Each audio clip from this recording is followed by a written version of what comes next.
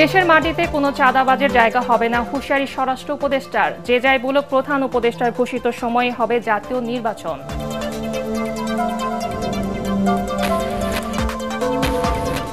নির্বাচনকে যারা বিলম্বিত করতে চায় তারা দেশের শত্রু, মন্তব্য সালাউদ্দিনের।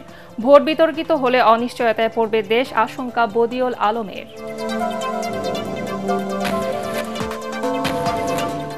রাজশাহীর একটি বাড়িতে সেনাবাহিনীর সাঁড়াশি অভিযান, অস্ত্র বিস্ফোরক তৈরির সরঞ্জাম উদ্ধার। সিলেটে সাদা পাথর লুটের ঘটনায় ৫ জন গ্রেফতার।